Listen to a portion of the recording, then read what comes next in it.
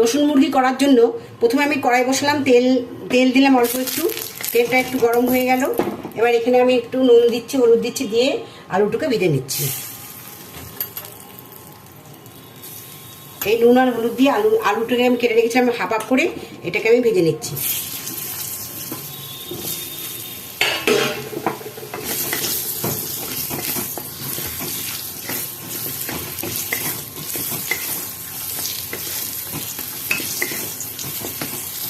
গুলো ভাজা হয়ে গেছে, লাল লাল ভাজা হয়ে গেছে। এবার এটাকে আমি তুলে রাখছি।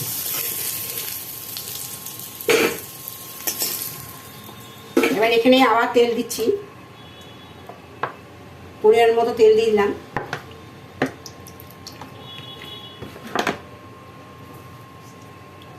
এবার এখানে একটু গরম মশলা দিচ্ছি, গোটা গরম মশলা, তেজপাতা ছাড়লাম কটা।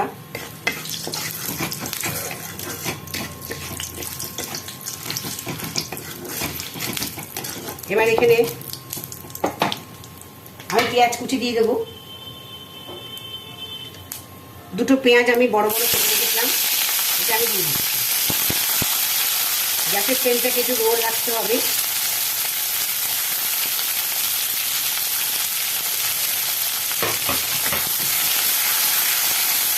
এবার এটাকে আমি একটু ভেজে নেব।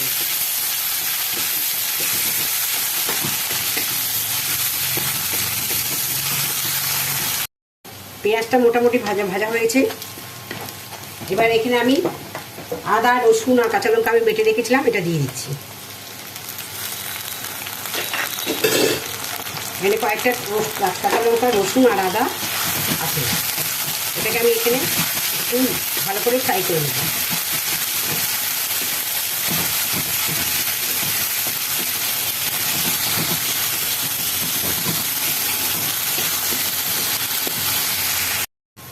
এটা মোটামুটি ফ্রাই হয়েছে। এবার আমি একে একে সব মশলাগুলো দিয়ে দেবো।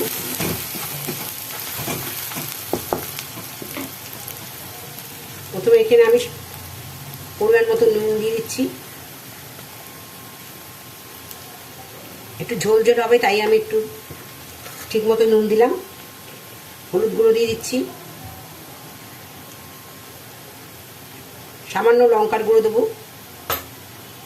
বেশি দেবো না যেহেতু কাঁচা লঙ্কা আছে।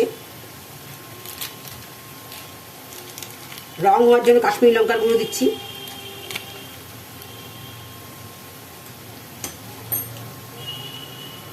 এবার এগুলো সবগুলো একসাথে ফ্রাই করছি।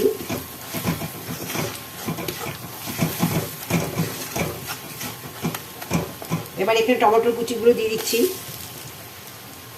দুটো টমেটো আমি কুচি করে রেখেছিলাম, সেটা দিয়ে দিলাম।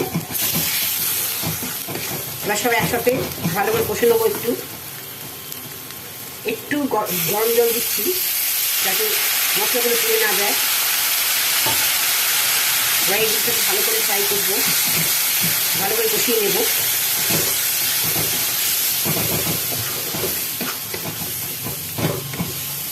গ্যাসের ফ্লেমটাকে একটু লো রেখে ভালো করে এটা আমি কষাবো। এটা মোটামুটি কষা হয়েছে, কিছুটা কষা হয়েছে।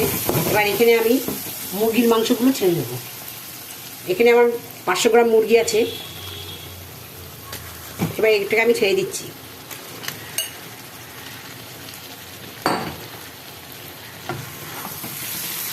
এবার এই মুরগির মাংসের সাথে এই মশলাগুলো ভালো করে কষবো আবার।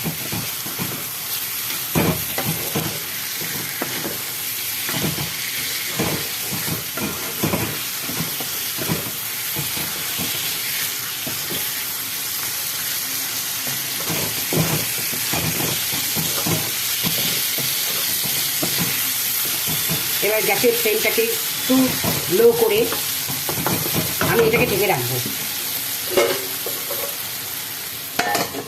2-3 মিনিট পরে আবার এটা ঢাকনাটা খুলবো। এবার আমি ঢাকা খুলছি।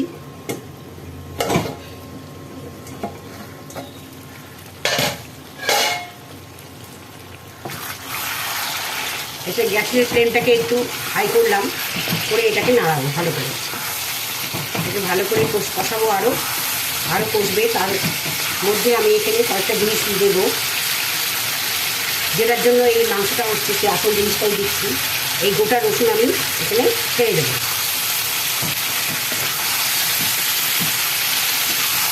এবার এখানে চিকেন মশলা দিয়ে দিচ্ছি।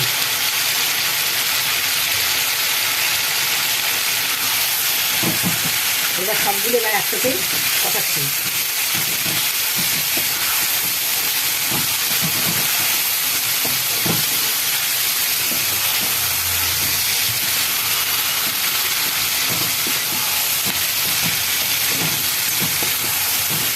এবার এখানে আলু ভাজাগুলো যেটা আমি ভালো ভেজে রেখেছি সেটাও খেয়ে দিচ্ছি।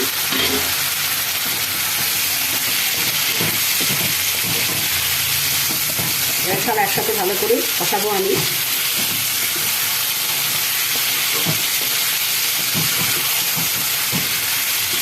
রসুনগুলো এর সাথে ভালো করে মরে যাবে। দেখুন গোটা রসুন।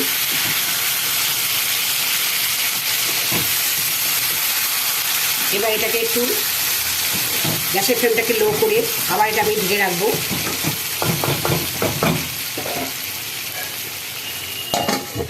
আবার 5 মিনিট পরে ফিরে আসছি। এবার ঢাকা খুলে দেখছি।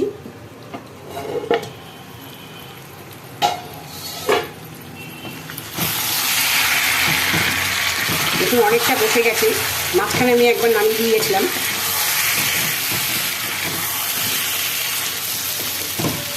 দেখুন কি সুন্দর কালার হয়েছে, দেখতে খুব সুন্দর হয়েছে। এটা মোটামুটি কষে গেছে। দেখুন তেলও বেরিয়ে গেছে। এবার এটাতে আমি সামান্য জল দেবো, খুব একটা জল দেবো না, ঝোল ঝোল হবে না, একটু মাখা মাখা থাকলে ভালো লাগে খেতে।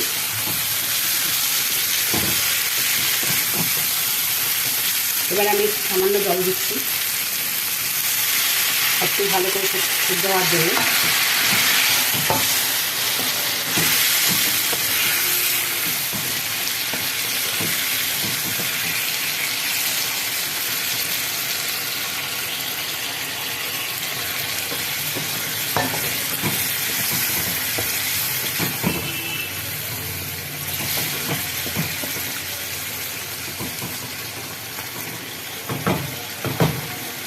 এবার এটাকে গ্যাসের ফ্লেমটাকে লো করে এটাকে আবার ঢেকে রাখবো।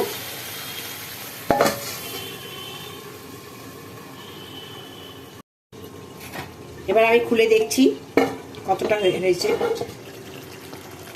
মোটামুটি হয়ে গেছে। আমি এটা মাঝখানে আরেকবার নেড়েছিলাম। দেখুন এবার এটা হয়ে গেছে। এই যে রসুন। এবার এখানে আমি গরম মশলা গুঁড়ো দেবো।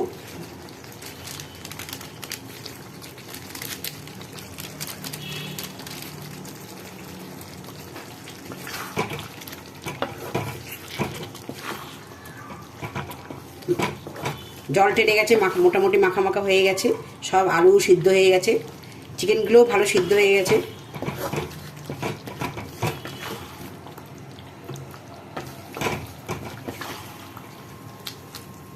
এবার এটাকে আমি গ্যাসটাকে অফ করে দেবো।